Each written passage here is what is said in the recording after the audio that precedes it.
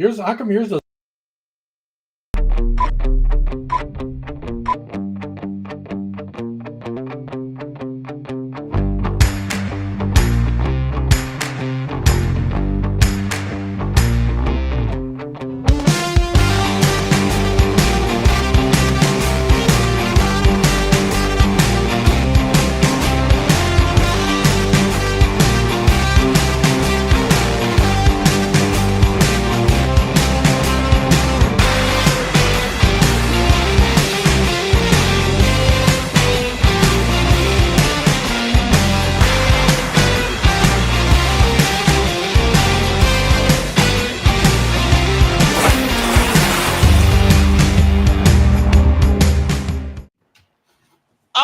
Welcome, everybody. This is Toxically Masculine Tuesday, Real News Live with the Toxically Masculine Tuesday. I'm your host, Mike Barra, in Las Vegas, Nevada, joined, as I always am, by the usual crew. This is our special election. Uh-oh, Mike freeze? He froze. Our special Here he's back. He's nope. Back. Cox Cable in Las Vegas. Yeah, they haven't improved it in 20 years. Cox Cable. This is our special election preview episode. Next week we'll be live streaming, I think, pretty much the entire night from the moment the polls close. And I hope I don't end up as frustrated as I did in 2020 with all the cheating and shit that's going on. Anyway, I'm joined once again by the usual crew, the four Toxically Masculine guys. Brian, I think, will be joining us next week as well. Everybody's going to be welcome.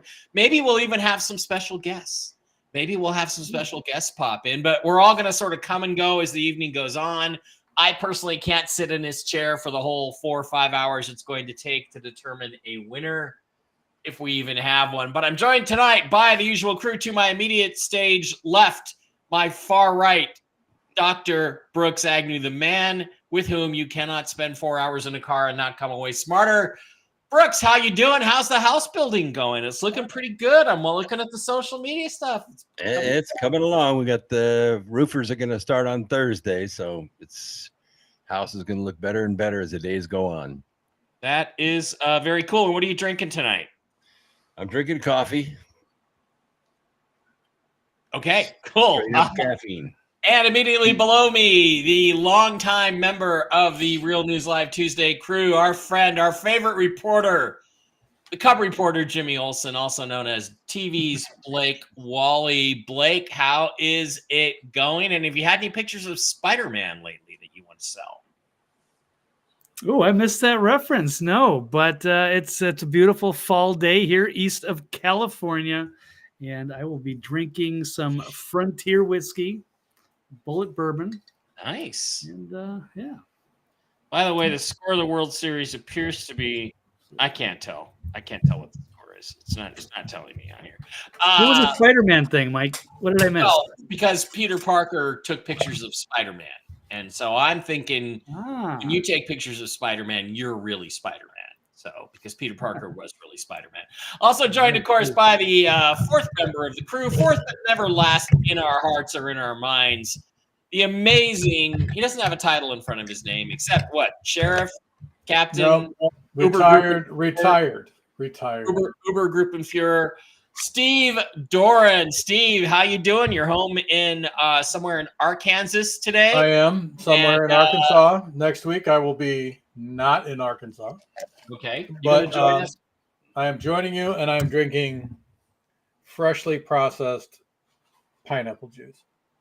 Freshly processed. And, you know, Steve, that's how Steve was able to conquer. Okay, it's 2-1 Dodgers over the Yankees in the third. So we don't care who wins as long as it's not New York.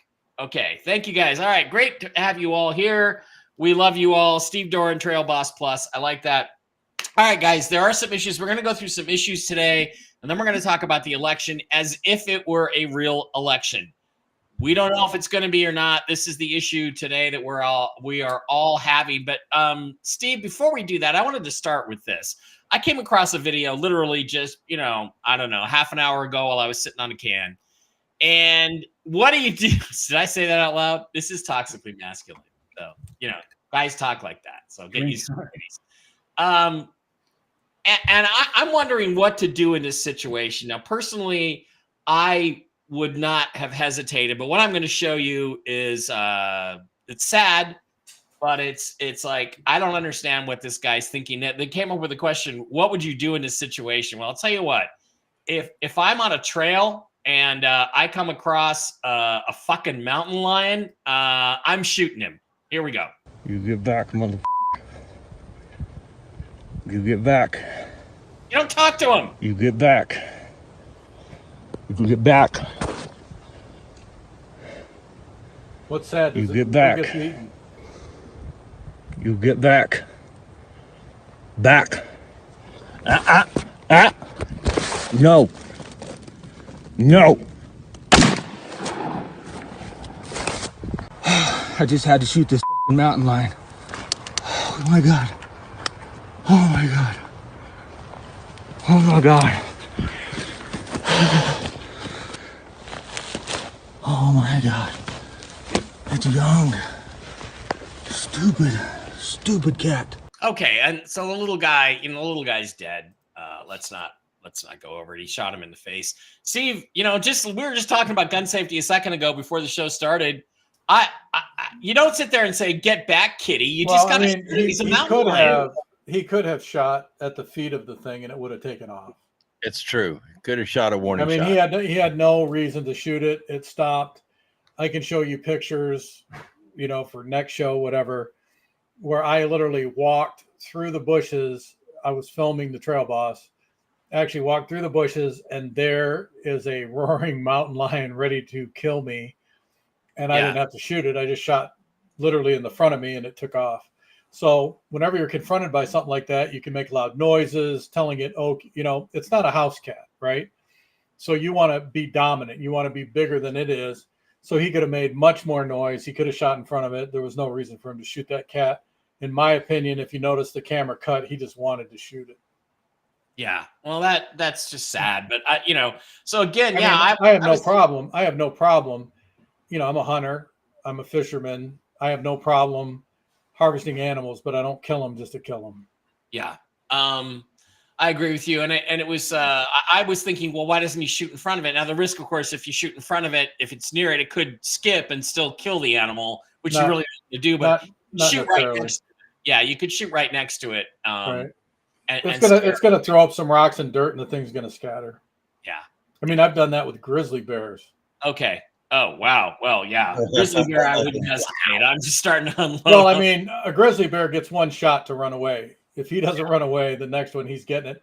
It is the closest thing to a monster you will ever come to face with. When you think about an alien or some hideous monster from a horror movie, a grizzly bear tops that. It is so scary. And people wonder why Mike Barra doesn't ever go camping. Well, there we go. So we have some comments over here. Deb from Sacramento wants to know if some of our guests next week are going to be in bikinis. Only if you show up in one, Deb. All right, there we are. Okay, guys, so let's get started with the news tonight. It is super busy news day. We kind of wish it wasn't, but it is a bizarre day. As we all know, Steve Bannon, who was a political prisoner in a country that's not supposed to have political prisoners, wrongly imprisoned for months, got out of prison today. And this is what he had to say about it. And it's like, well, you go, Steve. Thank you for coming. I put and I think Raheem Kassam has just put it up. The first statement I think I made from Danbury was about 4 weeks ago, September 26th. I said, victory is at hand. That you can see the collapse of this kind of phony campaign by Kamala Harris, the politics of joy, right? And she had nothing to back it up whatsoever. And you could see the beginning in the polls start to come our way. I'm very proud that the War Room has had President Trump's back, and it particularly has been the platform for the grassroots movement to have their voice heard. And I said at that time that with the hard work of the Get Out the Vote effort and the election integrity effort, that we were on the cusp of having an incredible incredible victory that could actually be a potential landslide. Now we come to today, and I'm finally out of being a political prisoner by the Merrick Garland, Kamala Harris, Nancy Pelosi regime. Okay, for standing up for my political beliefs against an illegitimate committee in the House that did not have a ranking member and did not have minority counsel. Thank you for coming. Okay, and then he went on to say, basically, screw you guys. They understand they can't beat us at the ballot box. We're going to have a reprise of 2020 where they're going to try to do everything humanly possible to nullify Trump's election and delegitimize his second term. And I can tell you right now that the working class people in this country, the middle class people in this country that support Donald John Trump are not going to let that happen. They understand they can't be. Okay, gentlemen, nothing really has made me more furious probably than this, the Peter Navarro thing, although he simped out a little bit on the Puerto Rico joke. But nothing has made me more furious than this conduct over the last 4 years. And every single person involved with what's happened to Peter Navarro and Steve Bannon should more than just go to prison for it. Let's put it that way. Let's say they should pay the ultimate price for the treason that they are committing. I'd like to hear what you guys all have to say about this particular thing. Doran, you're the one who most reminds me of Bannon in this conversation. Let's start with you. Well, first of all, anytime anybody is in prison without due process, whoever put him there is guilty of a felony and should have to do as much time as they did before their trial before their case even goes to trial. It's the most hideous thing you can do is violate somebody's constitutional rights. I used to get a lot of flack when I was a policeman and when I worked for Los Alamos. They'd say, well, all you got to do is fudge the report. All you got to do is this. All you got to do is that. Well, the reality is, that's why we have a constitution, to protect people. And maybe the guy is dyed in the wool criminal, and maybe he does deserve to go to prison, but it's not my job to be judge, jury, and executioner and violate the Constitution. If I can't get him today, I'll get him tomorrow, or maybe I'll get him the next day. And anybody who does that, in my opinion, is the worst type of filth on this planet. And they need to be prosecuted to the fullest extent of the law, and they need to reap what they sow. In fact, hanging is too good for them. And that is these judges, these prosecutors, they've all committed treason, in my opinion, and that is the ultimate price for treason. Blake, am I being a little excitable about this, or is this really the most serious violation of civil and human rights this country has ever seen by this illegitimate fascist regime called the Biden-Harris administration? Yeah, it very well could be. So it's worth investigating. So I'm not saying they are, but they need to be looked at, because this, and he's absolutely right. I'm happy he's free. It's just the contempt of this discredited investigation. J6, it was a politically weaponized show trial. Everybody knows it. They were just going to get him no matter what. So he got out of there. They held him in contempt, and it was ridiculous. So I'm glad he's out, especially right before the election. He's extra motivated. And if Trump wins, it's turnabout is fair play. So they've had their opportunity. They've been in power, and they tried to go after everybody, even while during Trump's first term, of course, as well. But at some point, the pendulum's got to swing the other way. And they might need to lawyer up, because they can't allow this stuff. They've made a mockery of our system. So there has to be some accountability for that. So lawyer up. Brooks, is turnabout as fair play? Is that good enough, or we need to go way beyond that to extract a punishment so terrible, like dropping the atomic bomb on Imperial Japan, that they never ever think about trying this again against any political operative or against the January 6 prisoners who should also be included. Well, this is the employment of men in black robes with their little wooden mallets. And what they've done is taken a free man who claimed executive privilege. They denied him that privilege and they put him in prison for contempt. And he said, "You have not beaten me. You have empowered me.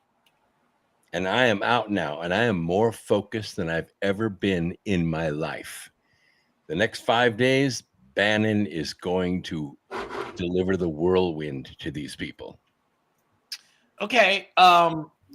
Whether that's sufficient enough, we shall. I mean, we live in a country where we shouldn't be afraid to speak our mind, right? We have the freedom of speech.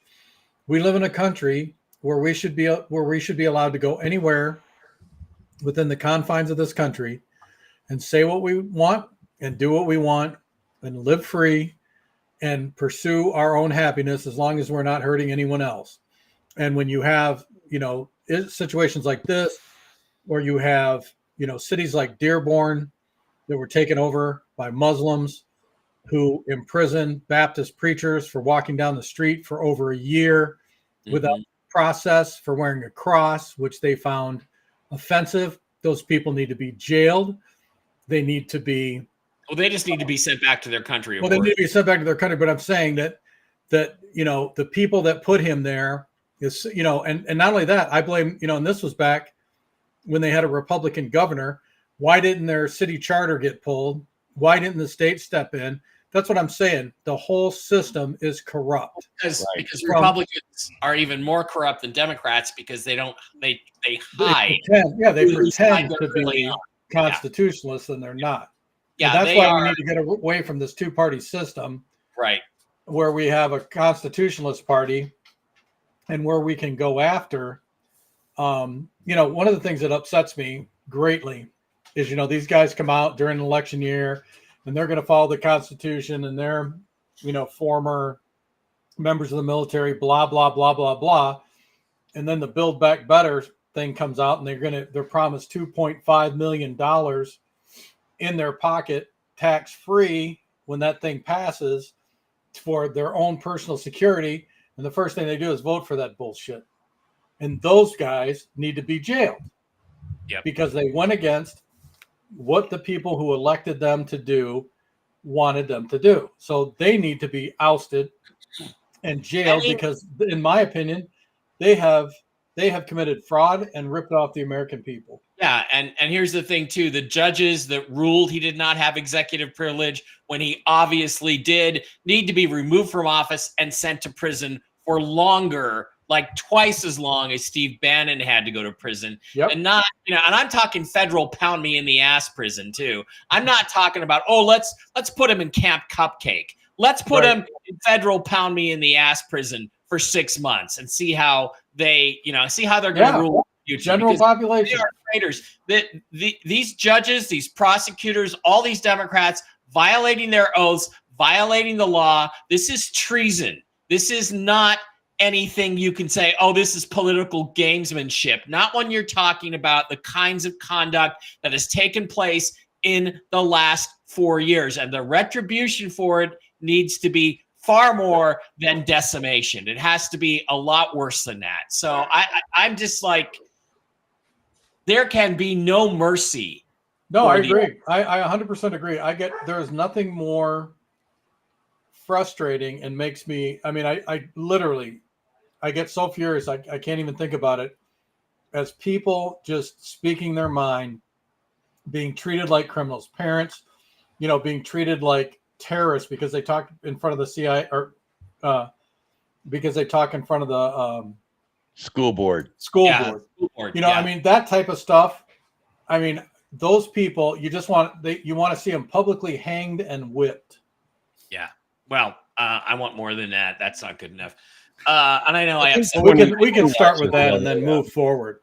Did you see Bill Barr strapped into his seat on a C-130 with an open bay ready to eject him? Yeah, that video is several years old.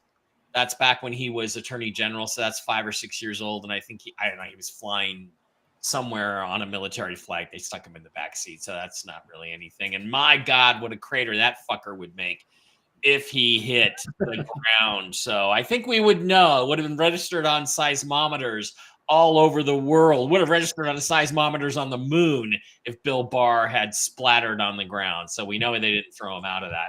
All right. In addition to that, Donald Trump held a rally in Madison Square Garden in New York, according to Tony Saruga, who actually tracks cell phone data. Like, for instance, today, we're going to talk about this in a second, Kamala had a rally on the White House, or on the mall in Washington, D.C., and we're going to play a clip from that. And virtually 2/3 of her supporters were people that have gone to all of her rallies and have been bussed in from other states, including the substantial number from Georgia. So they still have the big vote fraud thing going on in Georgia. Donald Trump had 94,000 organic New Yorkers in and around Madison Square Garden on, what was it, Tuesday night. And of course, they're trying to make a big deal out of some Puerto Rican joke that somebody made at Madison Square Garden. But of course, the Democrats are down to the point now, and this shows desperation. We'll talk about the desperation here in a little bit. They're down to desperate tactics. They're back to the Nazi thing again. Meanwhile, Donald Trump actually has, you know how Trump is winning is he's pulled out the actual, let me show you real quick.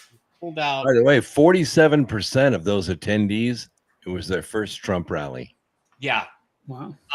We know Trump is winning because he pulled out the hard stuff. He's drinking the real Coke. No longer the Diet Coke. They called him they said it was a Nazi rally and it was full of Jews.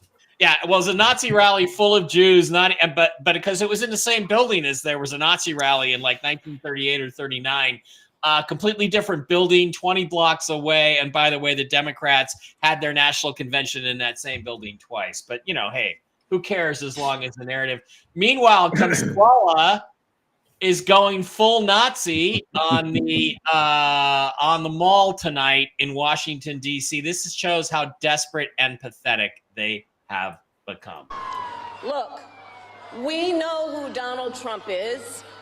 He is the person who stood at this very spot nearly 4 years ago and sent an armed mob to the United States Capitol to overturn the will of the people in a free and fair election. Yeah. All I have to say to Kamala Harris, actually, all I have to say to Kamala on this is, Kamala, see you next Tuesday. See you next Tuesday. Well, that crowd, the noise that they were, I think they amplified the noise of the crowd because there weren't that many people there. There wasn't much noise. TV's Blake Wally and Dr. Brooks Agnew, you were at that rally on that spot, if I recall. Blake, let's start with you and then go to Brooks. What did you see here? Did Donald Trump send an armed mob to the Capitol to invade the Capitol, or was that a bunch of feds shooting at peaceful protesters? Yeah, no, it's a blatant lie, and they continue to put out these blatant lies, just like I guess the Nazis used to do that kind of thing. So, ironically, yeah, he said peacefully and patriotically, make your voices heard, and then there was a bunch of feds in there. There were agitators like Ray Epps. That people just let people walk into the building. They were all peaceful. There was one shooting, yeah, and there was definitely got out of hand in a few parts. But it was not an insurrection. It wasn't an rebellion. So that's BS. Otherwise, they would have taken the thing over. So, but they continue to, they have to lie to their own people and hope that they go along with it. And yeah, it also ties into some of these media people that keep throwing that Nazi word out, or keep calling insurrection, or keep saying Project 2025. All of those people need to be held accountable, and they need to expose all the, the Project Mockingbird. If these people are actually intelligence assets, that all needs to be exposed as well. They need to do another investigation of J6 on that committee and everything going on, and they have to rewrite the history. They cannot let them get away with all of these brazen lies. Okay, Brooks. Also, there was the the whole thing about how the fact is that all the people that were at Trump's rally weren't actually at the Capitol when everything was going on. And AOC, who may or may not be knocked up, and how dare somebody knock up AOC and it wasn't me, is like, say, she was afraid for her life, even though she wasn't actually there. How many lies can they tell about this? And does anybody seriously think people give a shit about January 6th besides the media? All I can tell you is I was there with a million of my friends, and we were singing songs and cheering and happy, and met all kinds of people from all over the country. There was a convoy 70 miles long that brought people there. We were all unarmed. We were all happy. We were all patriotic. The reason we were there is because we wanted to show Congress that we saw what you did. We saw what you did. And we were there so that on the chance that Mike Pence looked out the window and saw 1 million people outside, he would do the right thing and allow the state legislators to come forward and say something went wrong with our election. Arizona was the first. It was already happening. The letter of protest had already been submitted. They needed to go back to their state, figure out what went wrong with their election, because there was a lot of problems, a lot of law violation that happened in that election. And they wanted to take another look at it because the legislators knew something was wrong. It was at that point that Nancy Pelosi had the Capitol Police open the doors, let the tourists inside, and she declared an emergency, shut down the procedure. And when they came back from that, after the tourists had been ushered out by the Capitol Police, it was no violence whatsoever. They were just tourists taking pictures. Under that emergency powers, all debate had been stopped. And the only thing that was allowed was to certify the vote the way it stood. And that's what happened. That's what happened. Nobody went there for violence. Nobody caused any violence. Violence was done against them. They were shot. They were gassed. They were beaten. Nobody died. No violence was done against the Capitol Police at all. And they testified to that fact. And all of their testimony was erased by the J6 committee. And I totally feel the same way Blake and Steve do, that this was a travesty of justice. All the J6ers should be pardoned. I think everybody incarcerated should be given $1 million compensation. And the families who had someone die because of this J6 committee should be paid at least $50 million apiece. It should hurt. It should hurt. And then all of the J6 committee should be put on trial, convicted, and sentenced. But it should be, in my opinion, it should be paid by the politicians who are in power out of their personal bank accounts, not out of the federal government money. Exactly. January 6th committee and every Democrat and everybody who voted to certify that election, every single one of them should have to pay restitution to the January. By the way, the only person that died was Ashley Babbitt, and she was murdered in cold blood on film. By the way, I saw the video before anybody else saw it because the guy that took it was at the same hotel I was at. Yeah. So, Steve, anything further you want to add to what needs to happen to these motherfuckers?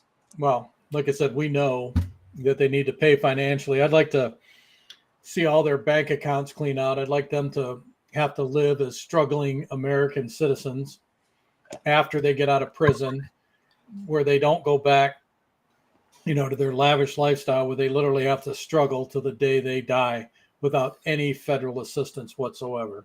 Beginning with Liz Cheney. Yep.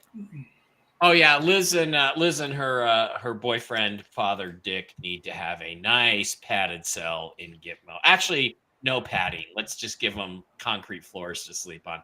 All right, guys. Again, you can feel the pure joy coming from the desperate and pathetic Kamala Harris campaign today because Joe Biden followed up with it. Joe went out and gave a speech in New York talking about how he would like to, what did he say exactly? Oh, drown Donald Trump. Including, yes, Puerto Rico.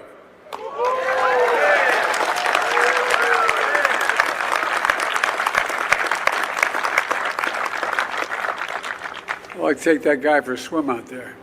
Anyway, including, yes, Puerto Rico. Okay, so then he went on to By the way, Puerto Rico is a floating pile of garbage. Everyone knows it. I think it was a documentary, not a joke. Yeah, it's a documentary, not a joke. What happened? Then he went on to basically call all of Trump's supporters garbage. So, as a piece of garbage, I would like to say, Joe, we really can't wait for you to publicly assume room temperature, whatever the hell you are. I mean, I don't know if this is really Joe Biden or not. Any thoughts on this, gentlemen, in terms of a sign of desperation? We're going to get into the details of what's going on in the political race as it stands now. But isn't this pathetic rhetoric just a sign of the fact that their internal polls are telling them they are losing badly? Brooks? Well, Google, if you want to, Google Trump rally. Google it. What you're going to find in the first page is that guy's jokes. That's all you're going to see is all the negative press about that guy's humor, which, by the way, was kind of benign compared to Don Rickles or any of the other politicians that were horrible, or comedians that were horrible. I hated to listen to him. I thought the guy was pretty funny. I thought he made some very good points. Yeah. And it's not working because Puerto Ricans are bouncing back. Now, we also hear Bill Clinton is now getting a little bit worried that something may be happening if Donald Trump wins. Here we go.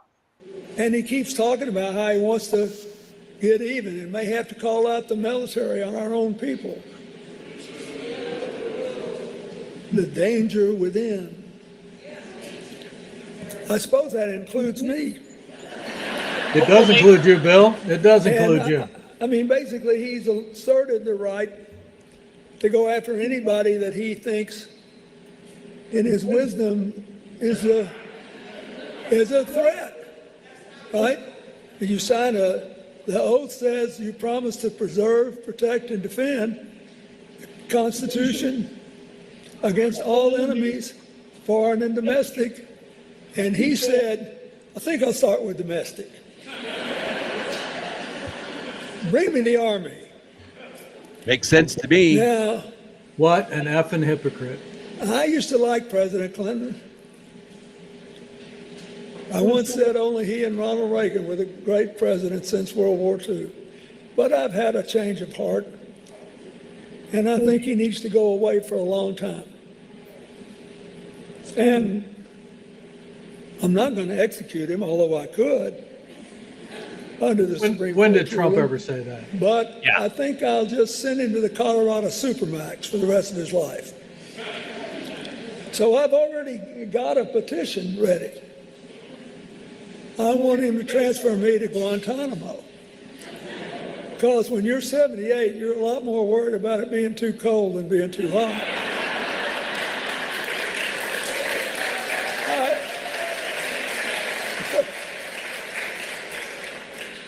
We're laughing about this, but let me tell you something.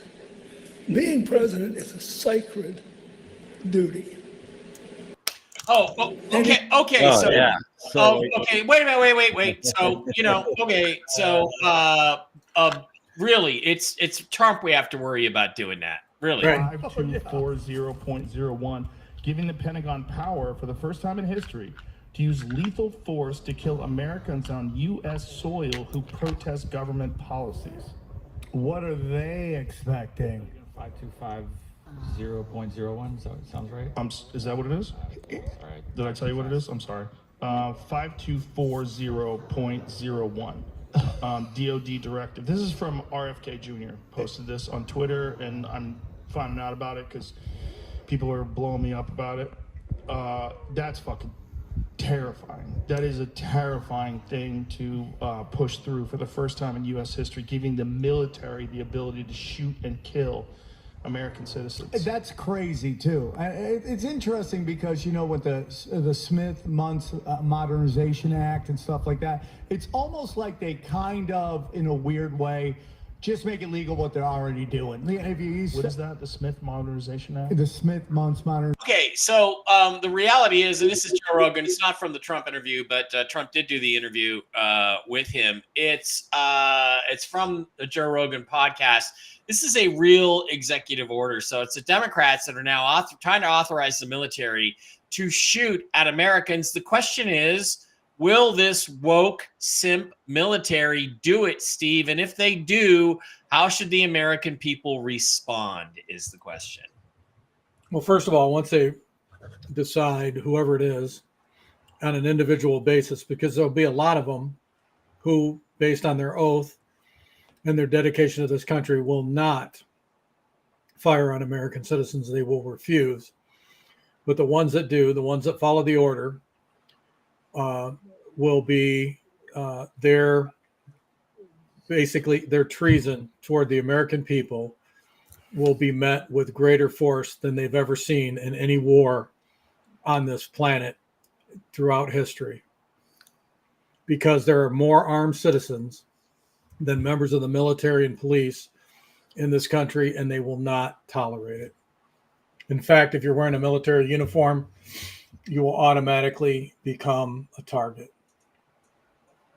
Okay. One of the big impacts this week was the Trump interview with Joe Rogan. It was a spectacular success. It's gotten some 20-some million views on it, and it's actually kind of gone viral. And at the same time, the polls seem to be accelerating towards Donald Trump after that. Blake, what do you think is the cultural significance of Trump going on Rogan and just having a casual conversation? It's pretty hard to call him a Nazi when he's just sitting there chit-chatting with Rogan like any normal American would. Yeah, it's absolutely massive. And it can, reach people that wouldn't otherwise find positive news coverage of Donald Trump on their stations. And they're probably not going to tune into Fox, for example. But Joe Rogan is obviously a huge deal, and that kind of transcends people on both sides, although the real hardcore leftists don't like him no matter what. But yeah, no, it's a great time to see that he's a regular guy. He's not the monster that the media tries to portray him as.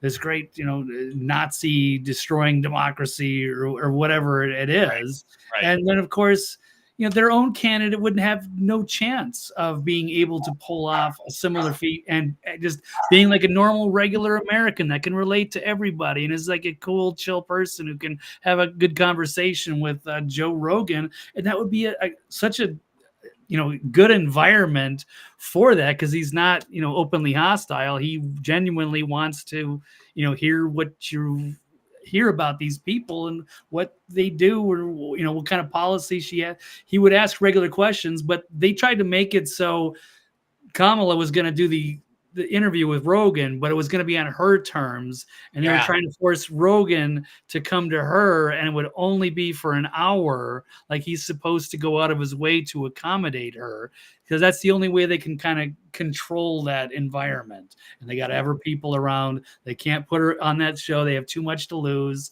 and they know she can't handle it. Yeah. So, crazy. Yeah, and basically Rogan told her to go chase a rolling donut. Just to show you how viral this is. This is a meme that went out from a girl. This is hilarious. She says, he literally just nutted in me and started watching the Joe Rogan Trump podcast. She doesn't look very happy. There are unhappy girls. Come on, sweetie. Man's got to have priorities, and he paid attention to you for good 15 minutes, I'm sure. Even eggs take 3 minutes. People got to have priorities, right? Brooks, what do you think is the significance of the Rogan podcast? Well, I thought it was wonderful because it was just this conversation, and I don't really trust Joe Rogan in the sense that he's been long time warming up to come around to this. But I thought the interview was very good, and Trump did something kind of epic in this. He described Kamala very accurately by calling her an empty vessel, which is exactly what the cabal has been looking for as a president for a long, long time. They want an empty vessel that they can put the words in front of her with the power and the pen, and they can do whatever they want to do. Yeah, I think that's absolutely the situation. Steve, did you watch the Rogan Trump interview? And if so, what'd you think of it? I did not. I've been on the road all day. I didn't have a chance to see it, but I plan on watching the rerun after the show. Okay. I'm looking for, hang on a second. Everybody here needs to just hang on. Bear with me for a second. I am looking for the next thing. Of course, Trump last week had another epic moment. We talked about it last week where he went to work at McDonald's because Kamala has never worked there. But guess what? This week they tried to say her people put out a picture. Oh, stick it in your ear, MAGA. She used to work at McDonald's. Here's her picture. Now, there's two things that are significant about this picture, Steve Doran. Two.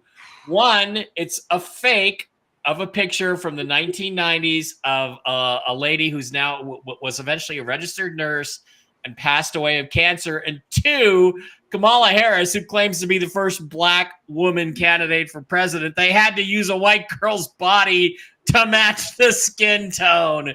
What do you think about that, Steve? I mean, it's typical Democratic, politics. They create a lie. They have to justify it. They don't care what means they have to go to justify it, even creating more lies and even presenting false evidence. That's the way they do business. It's just like the Nazi Party back during World War II. It's all propaganda and it's smoke and mirrors. It's always been smoke and mirrors. And the only thing is, if they continue to maintain the high offices in government, it's going to get worse, and they are going to control absolutely everything that every American citizen does on a moment-by-moment basis. Yeah, and it will be devastating to America. Also, folks, Brooks, can you let me take you off? Can you caption this photo for us, Brooks? Is that I love Mike Barra?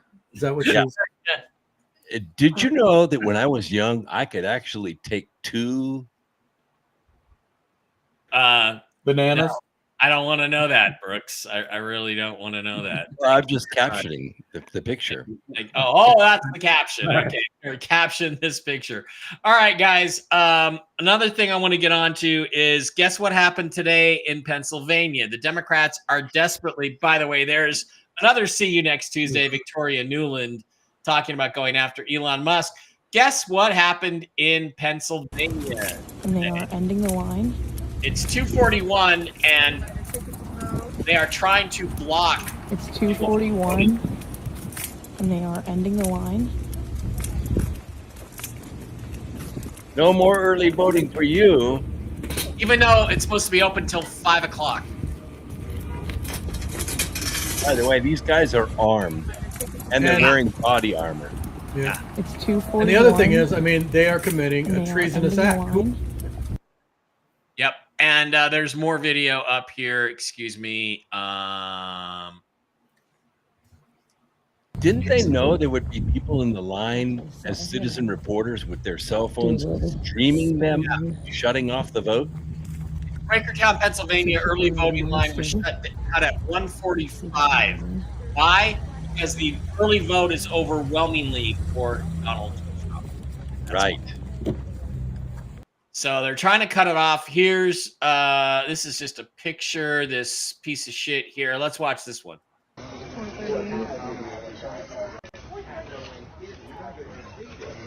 They're closing the doors, people outside to vote, hours before the voting's supposed to be stopped. And armed guards are keeping people from voting.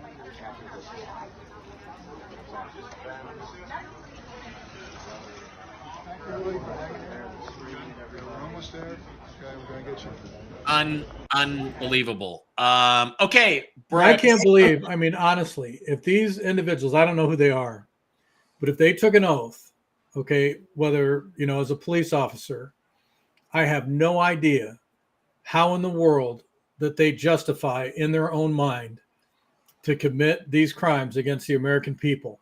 They too need to be imprisoned for their actions because they took an oath to defend the Constitution and defend these people's right to vote as American citizens. And the fact, I don't give a crap if their boss told them they were going to be fired. I don't give a crap if they were told they were going to lose their pension. It doesn't matter. There is absolutely no reason. These guys are pieces of filth. They deserve the worst that society has to offer. And I hope after this is all over that every damn one of them loses their job. They can never work again, and they have to live in the freaking streets. I hate people like that with a passion. I mean, if I was there, I'm telling you, I would have lost it, and you would have seen some really nasty stuff on national television. It's bad enough when political operatives do that. It's worse when people who are supposed to be upholding the law abuse and their. There is no excuse. A lot of them will go, well, they threatened to take my job. They threatened to fire me. So what? Let them fire you then. Yeah. And guess what? All the SS officers were just following orders. Yeah, just following orders.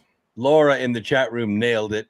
Somebody should have started their camera and said, who gave you these orders? Who do you work for? Yep. Why are you they're not even us from voting? It says public safety or something on the back. And it doesn't, it doesn't tell what department they work for, where they came from. I'd be like, who is your boss? Who do you report to? How dare you interfere with my ability? And let me tell you something. If they tried to take me down or pulled a gun on me, it wouldn't have been pretty, because the reality is they have absolutely no authority, zero freaking authority to stop you from voting or interfere with your ability to vote. And I would have been asking a bazillion questions and getting right in their face and going, touch me. I dare you. Well, and there's also more to it. There are actually, let me see if I can find a picture of this. There are Democrat operatives. Let me go to Poso. He probably has it. There are Democrat operatives who are actually political that are walking around with fake IDs. Let me see if I can look this up. There are fake IDs and telling people that they are election protectors. There's a picture of it. I don't know. I can't find it. It was there earlier.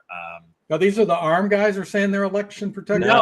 No, they're, These people have badges on that say that they're poll workers. It looks official, and they're telling people to go away. Come back into the day. Go away. Yeah. Let me see if I can find it. Also, the death penalty for them. It's time to start serving some subpoenas. We'll see where that goes, and hopefully they will rat out who. I can think Laura Trump and her 5,000 attorneys. They're all over this. I promise you. Well, they should be. They better be, because they haven't been so far. Where is it? Dang it! I was positive I had it in my queue, ready to go, but apparently I do not. Okay, so we're gonna flip over to another issue, guys. I want to show you a little clip that's been enhanced from a certain incident that took place here in Las Vegas back in May of this year.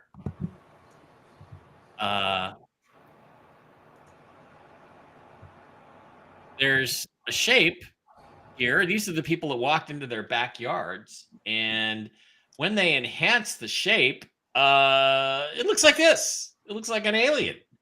So we do know that people have moved out. They have not come back. Nobody can find them. Government set up cameras there. So I just want to get a quick poll from you guys. What say you? Do you think that's an alien in somebody's backyard or not? Brooks? Well, I remember when this happened, when it broke, and the people called the cops right away, and they took the best pictures that they could in the dark in their backyard, and the cops came, and it coincided with some kind of a meteor that came down, some kind of blue meteor that came out of the sky, and these people saw these 10-foot tall shapes in their backyard, and they called the cops, and the cops came, and they didn't see anything.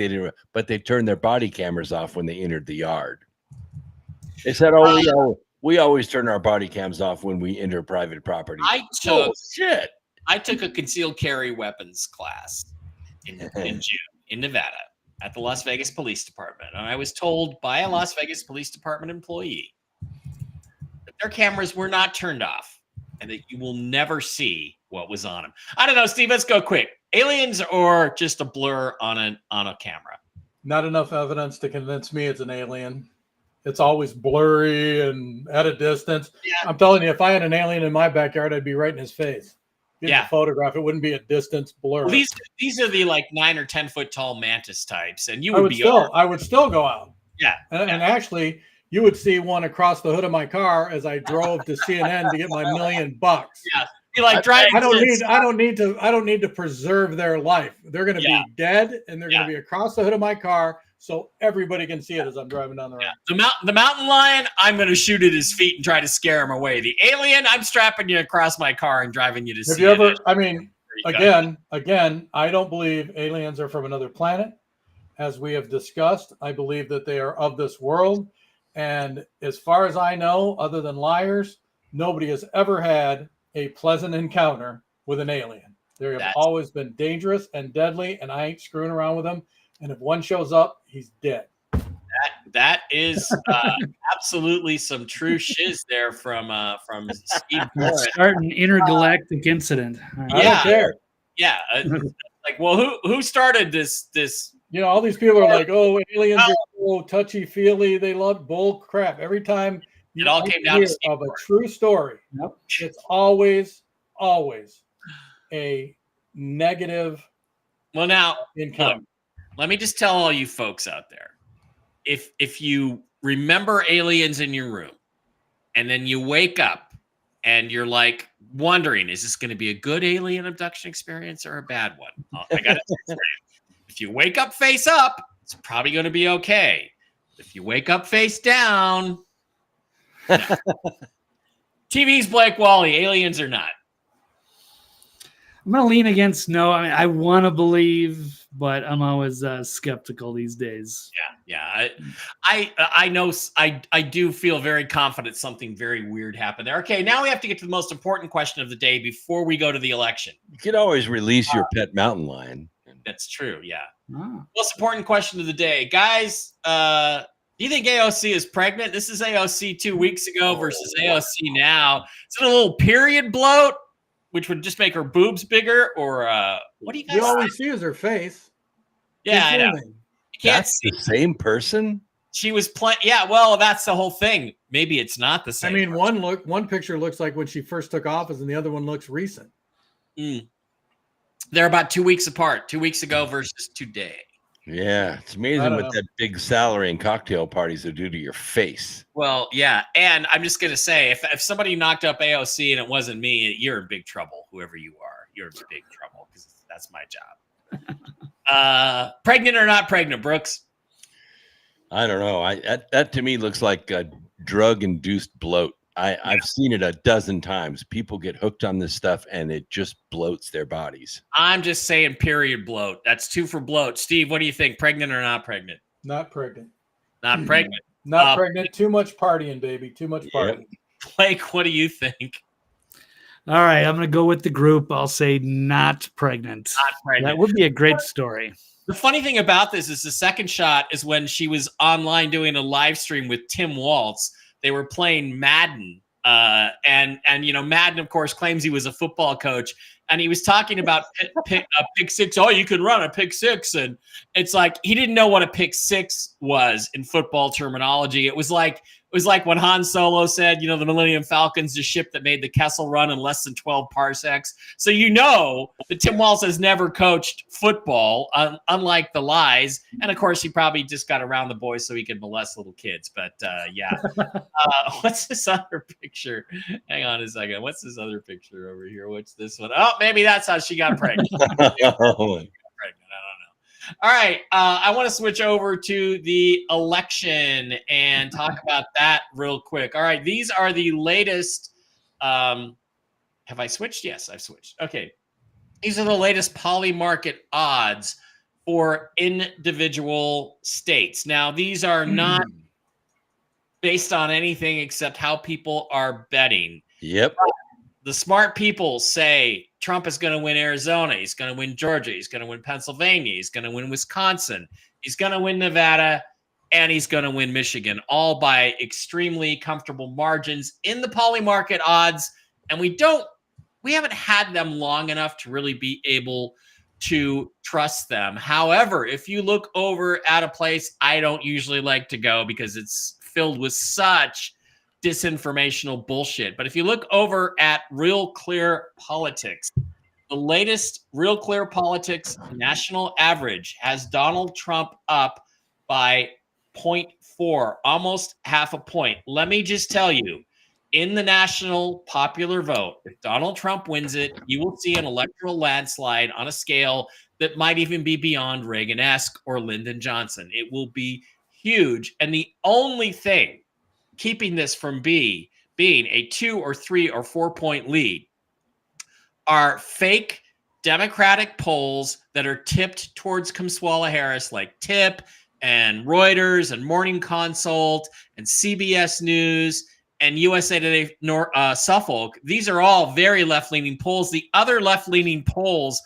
Emerson, New York Times, CNN, the best they can bring themselves to say is it's a tie. If they're saying it's tied, and the other polls that are fairly legitimate, like Atlas, have Trump ahead, trust me, Trump is 2 or 3 points ahead. If you look at the battleground states polls, in Arizona, Nevada, Wisconsin, Michigan, Pennsylvania, North Carolina, Trump leads in 6 out of 7. And trust me, he's ahead in Michigan, too. He's not losing by half a point in Michigan.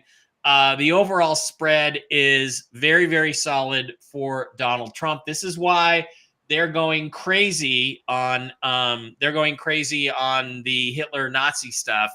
And the betting odds RCP average has Trump up, if you factor it all in, 62.8% chance that Donald Trump wins the White House. So, gentlemen, what I thought we would do is we would slide over to 270 to win, and we would kind of go through these states bit by bit. Now, they have these states marked as toss-ups, okay? I don't believe that these states are toss-ups. I think Donald Trump wins them all, but let's go through them. Nevada. Anybody have any thoughts on Nevada? And, again, Steve, Brooks, in early voting, Donald Trump is crushing. Not only is he doing, the Republicans generally doing better than they've ever done in early voting, in many cases, like in Nevada, they are actually winning the early vote. So, yeah, Steve, go ahead. I can't imagine Trump losing any state except possibly California or Oregon, some the two super liberal states. But I can't imagine him losing in any state, to be honest with you. I mean, people are sick and tired of the government that we have now. Mm-hmm. They want somebody in that is going to do the job. They're going to do what they say they're going to do. I don't see how he's going to lose any state, to be honest. I haven't seen anything to show that he's behind, right? Even in the total blue states, right? Okay, Blake, who do you think is going to win Nevada? You've lived here. What do you think? Yeah, I have lived there a long time, almost 18 years, I do believe, and I was a bartender for 15 years between MGM Grand and New York. So I got my finger on the pulse of that town. It is a service industry town. And Trump has come out and said no tax on tips. That's going to resonate heavily. And I was a bartender through many of the years back from 1999 when they hardly taxed us at all on our tips, into the Obama administration when they started hitting us. They started hitting us so hard that people were like carrying the receipts to be like, no, you're like overtaxing us on this. So it's been a lot of pressure. Plus, after COVID, I can only imagine. I got out of the industry in 2015. So, yeah, they're getting crushed. So I see Nevada easily. But I'll also say real quick on Arizona, I don't trust them at all. And they've got that whole Runbeck organization. They got to bring the ballots into this shady place. I think that place might be run by the Sinaloa drug cartel. I cannot trust Arizona. I mean, we're talking about there's two different things going on here. One is, are the people voting for and electing Donald Trump? Yes. Is there going to be corruption in Michigan? Absolutely. Is there going to be corruption in other states like Nevada and Arizona? Potentially. I mean, you've already got the Secretary of State in the state of Michigan saying that whatever numbers she gives each county, they will certify it or they will go to jail. Yeah. So, I mean, when you got things like that going on, they're going to cheat. But as far as a rank and file citizen voting for Trump, as far as I'm concerned, it will be a landslide across the nation. Right. Yeah. Right. Any thoughts on any other states? Brooks, what do you think about Arizona, Wisconsin, Pennsylvania? Well, the thing about Nevada and Arizona, yes, they are service industries, but they're also retirement communities. Mm-hmm. And Trump recently announced a tax credit for caregivers. Yep. And that's going to resonate heavily in those two states. And no tax on Social Security. Also. And no tax on Social Security. Man, that's a big one right there. You're a North Carolina resident. They're calling this a toss-up state. I think Trump's comfortably ahead. What did Real Clear Politics have it on? I voted on the first day, and there were 360,000 people, way more than I've ever voted first day in North Carolina. And I saw the line. It was wrapped all the way around the building. It took me 3 hours to vote that day. There was one Kamala supporter in that line. The rest were all Trump voters, and that's the way it is statewide. Okay, so I think we're going to put North Carolina in Trump's column. That leaves him only 18 electoral votes away from winning. Anybody have any thoughts on Georgia?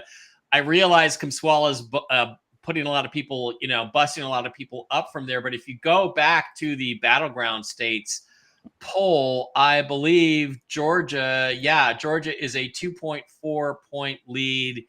That's actually pretty big, especially when you consider that almost always what happens is that the late deciders swing to the challenger. So I'm gonna go with Georgia fairly comfortably in the Trump column. Well, the one thing that's happened, Georgia is Atlanta. Okay, that's the truth. And if you look at what the rappers have done, the singers have done, the stars have done, all these street interviews have done, giving away MAGA hats on the street, the black community is solid behind Trump. That is in spite of it. Pennsylvania, Michigan, Wisconsin. Anybody have any guesses about those? Any thoughts? Michigan will cheat. There's no doubt. I agree. Jocelyn Benson and Whitmer, they're definitely going to fix that. Yeah. And they had like 7,000 sworn affidavits last time in 2020, and I don't know if any of that evidence was brought out.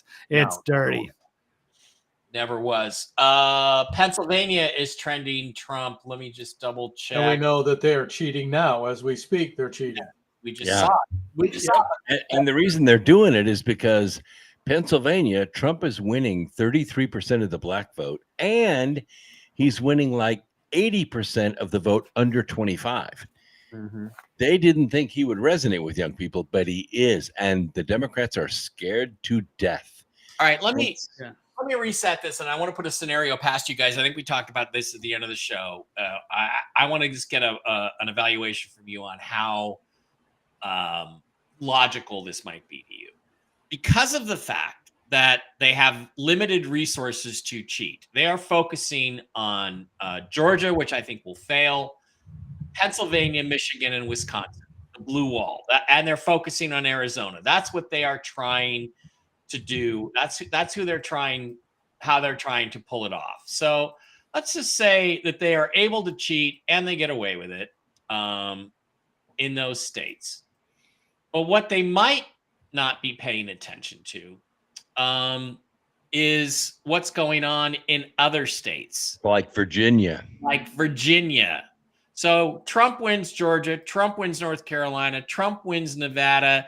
What if he flips Virginia? If he flips Virginia, well, the Democrats know they're in trouble because here in North Carolina, there are tons of Kamala workers, hence this mail that I got.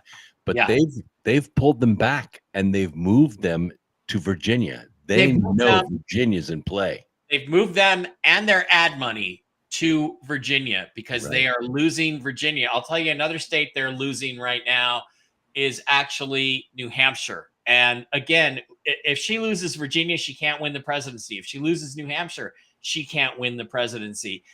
Trump is going to New Mexico. He's not doing this for no reason. He has a chance at New Mexico. And guys, 5 electoral votes there, 5. He has a puncher's chance in Colorado and in Washington. And he's, I believe, going to win Minnesota because they can only focus the fraud on so many states. So you could get a bizarre electoral map that looks something like this. So I think the key next week And don't forget about New York. I think New York is pink. Look New what York- happened in Times Square. New York is potentially heading there. You've also got Maine, which is up for grabs. So what happens if Maine goes to Trump? Then And don't forget about Coachella, California.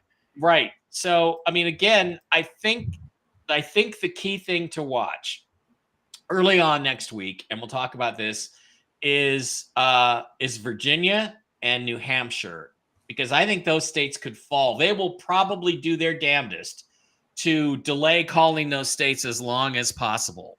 But if Unless they're not Bear able- calls them with only 3% of the vote in. exactly, but if they're not able, like they did with Arizona, if they're not able to manufacture enough fraud in those states because they're focused on other states, then I think Trump could win. So, and he could win. He could win. They could basically say, well, he's going to win by 5 o'clock in the afternoon Pacific time, by 8 o'clock Eastern time, because they could say, well, look, he's won Virginia and he's won New Hampshire and he's leading in Maine and he's actually close enough that he could possibly win New York. You know, you could hear somebody say, I think this is over, if the cheat is not so massive. And then what they can do is after he wins, then they can start focusing on the fraud. And if they still try to carry out the fraud in Pennsylvania and Arizona, if they try to still push through that fraud, they are going to put themselves on the chopping block.